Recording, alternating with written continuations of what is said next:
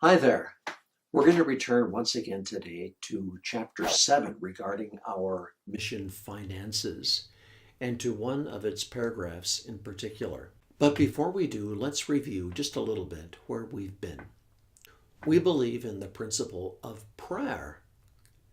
If we have a need of one kind or another, we know what to do with it.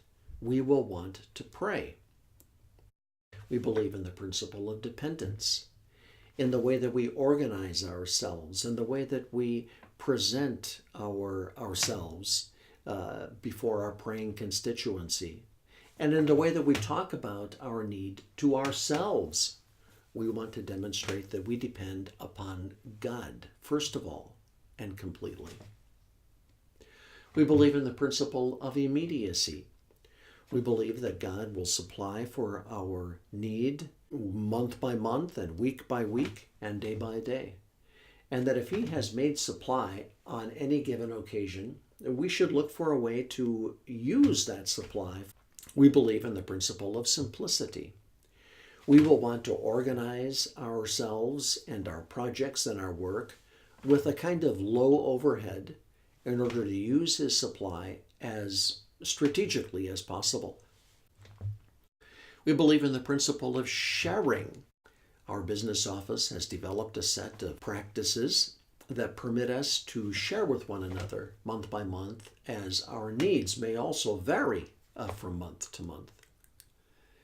We believe in the principle of designated giving. As our praying friends and supporters contribute to our ministries materially, we will want to take their designations very seriously, as if, kind of from the hand of God Himself. And we believe, finally, in the principle of constant advance. We don't want finances to get in the way of obedience.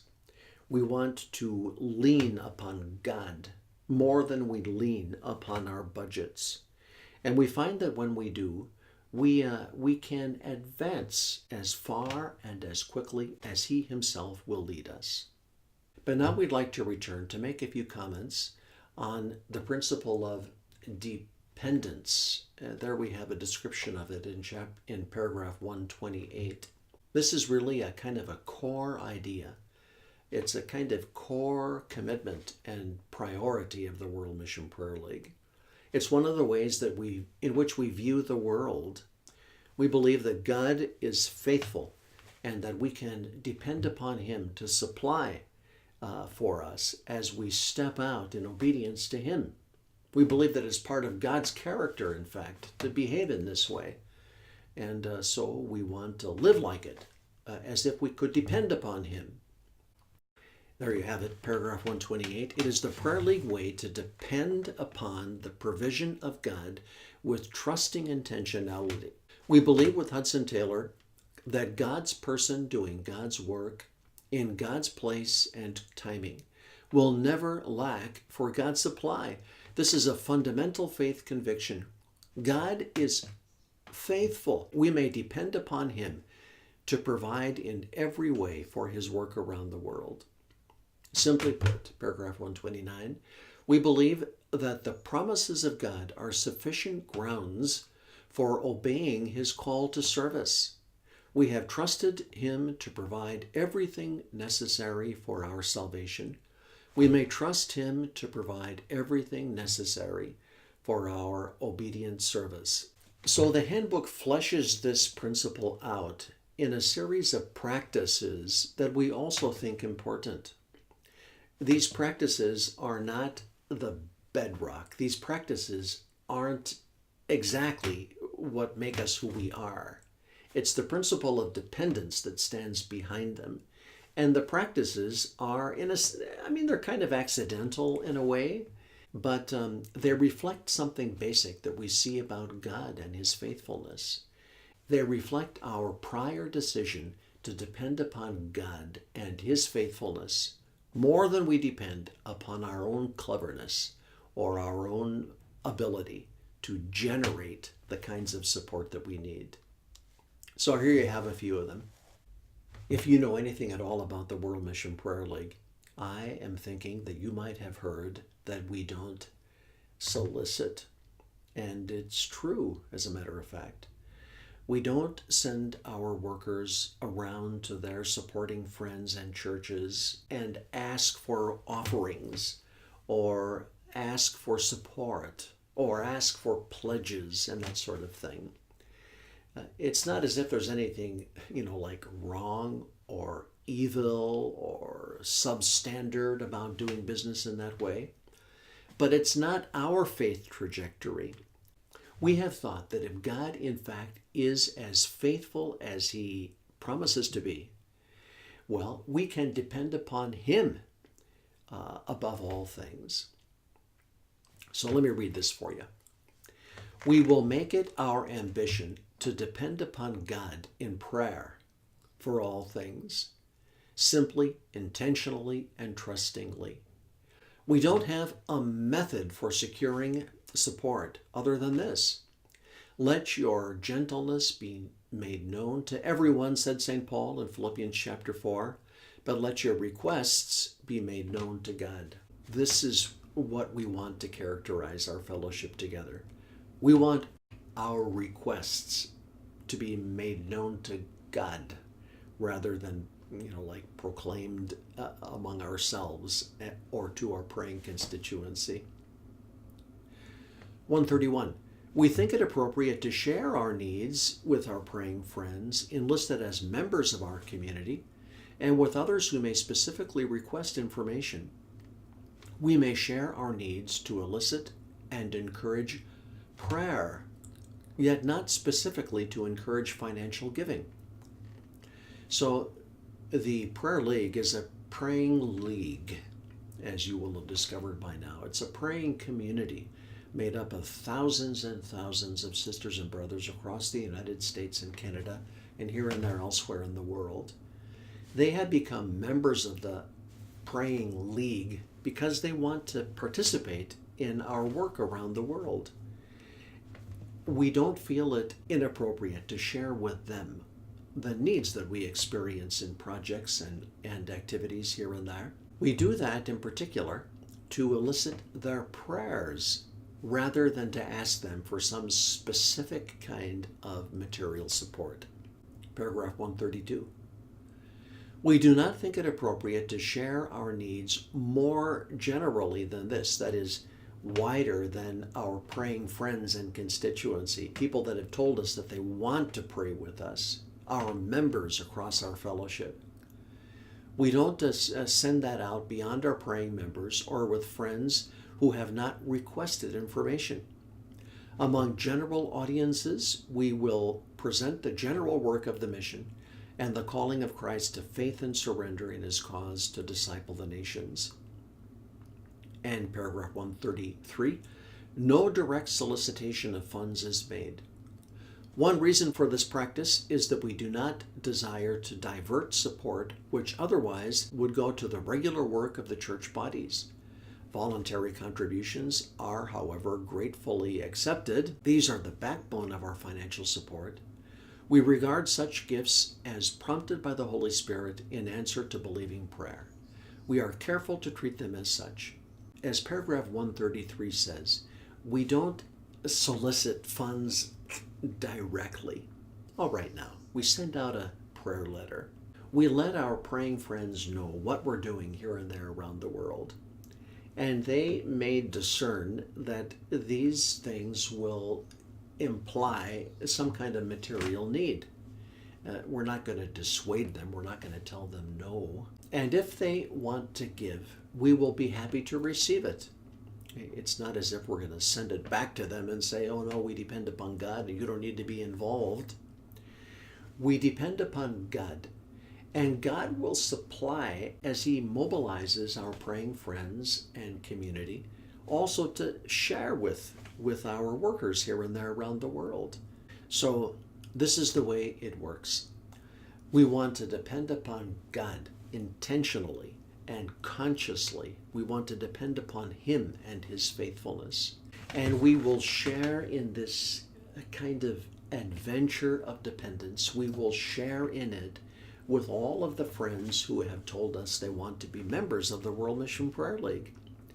We'll share with them what we're doing, where we're doing it, how we're doing it, and also what kind of needs this might imply. And we believe that God may inspire some of them to pray for us, and others of them to also contribute to make the work a possibility. So sometimes our workers will ask, okay, how does this work out practically? I'm drafting a prayer letter and I want to know, what are the rules of the road? What should I say? And what mustn't I say?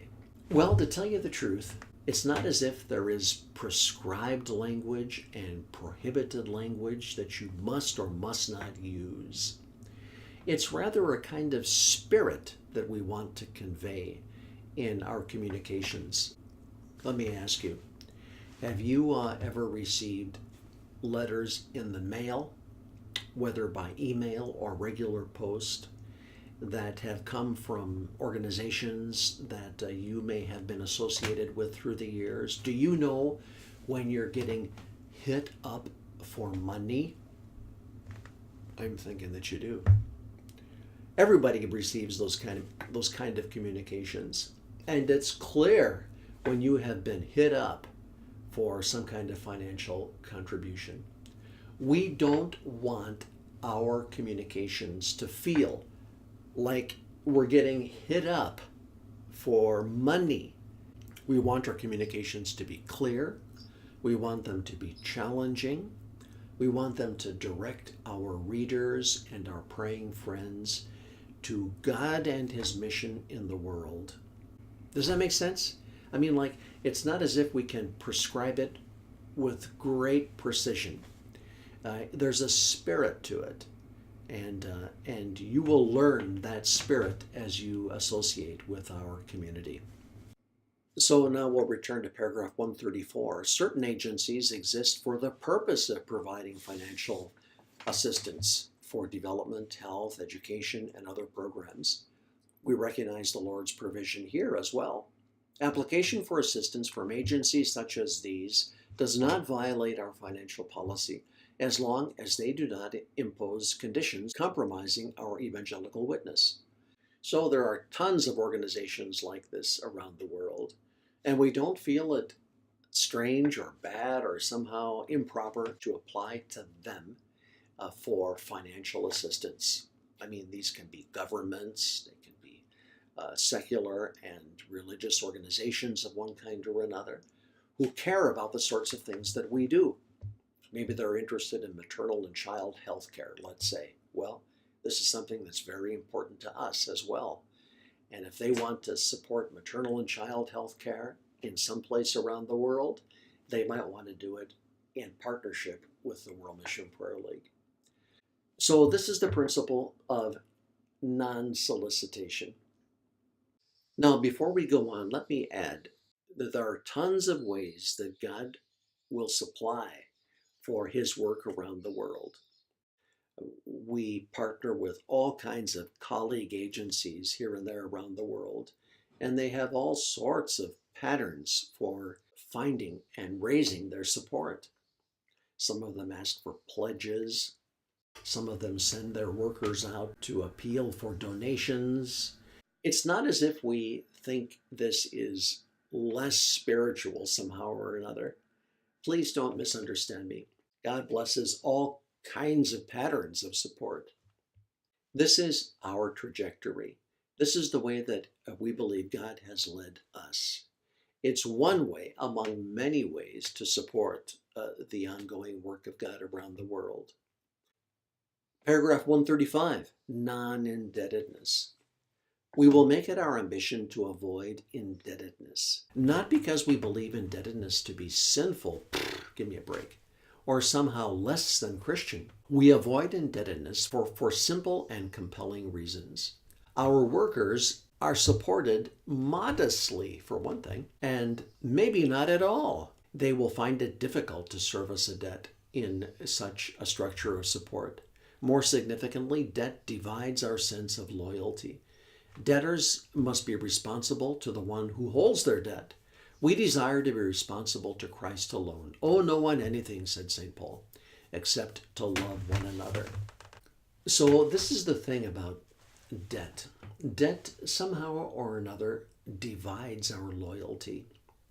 Pretty soon we're thinking about what, like MasterCard thinks, Citibank thinks. Pretty soon we're thinking about what our Discover card thinks. And we're not thinking, first of all, about what Christ wants for us or what Christ calls us to do in the world. So debt becomes a kind of a burden.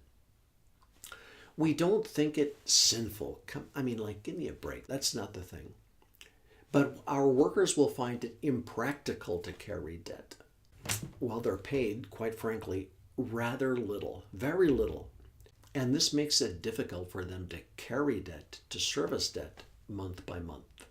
Okay, paragraph 137. We will make it our ambition to resist the elaboration of formal budgets.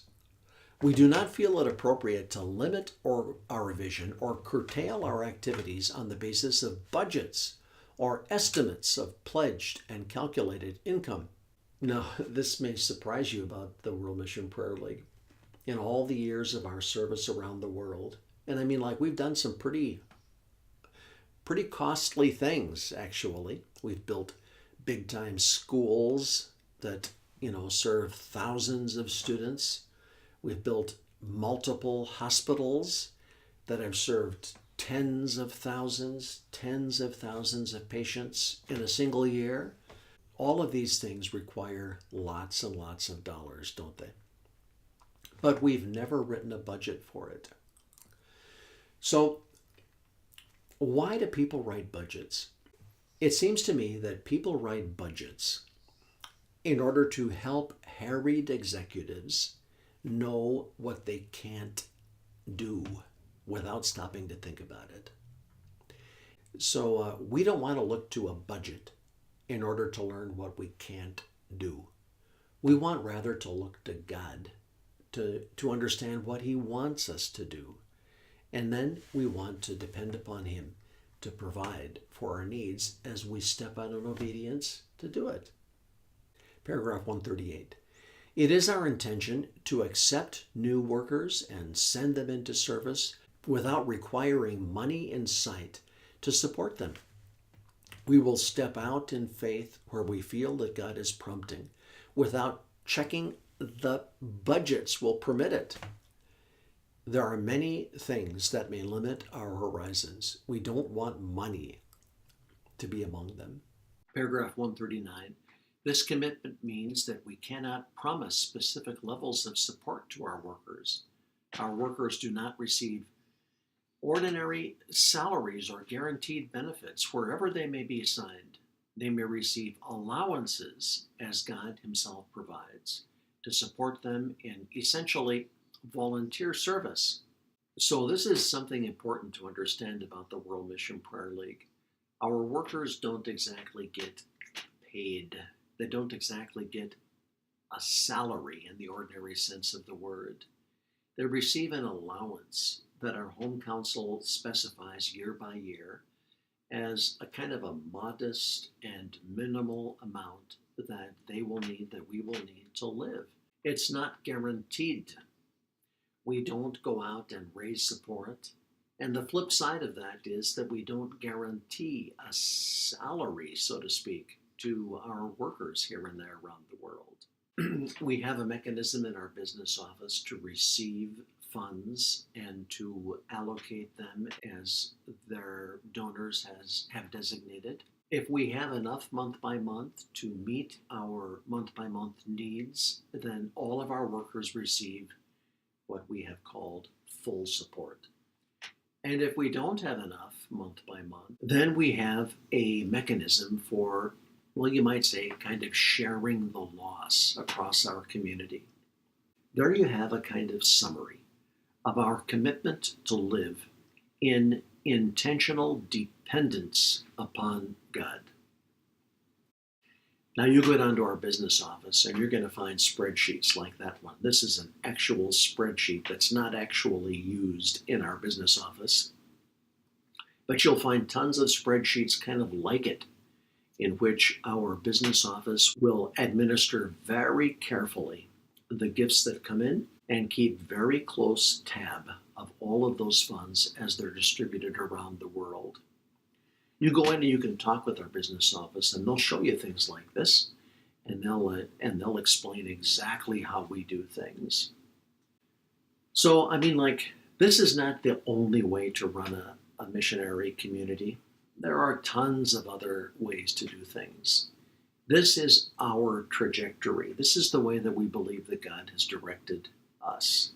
We have wanted to organize our community around the simple idea that God is faithful and that his promises are dependable, and that if we trust him, at least as much as we trust one another, if we trust him to supply for what he has called us to do in the world, then we can obey.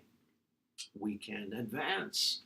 We can step out in some kind of obedience with the conviction that the one who has called us is faithful, and he will supply for our need as he calls us into his service. So thanks for joining us once again today. God's blessings on you.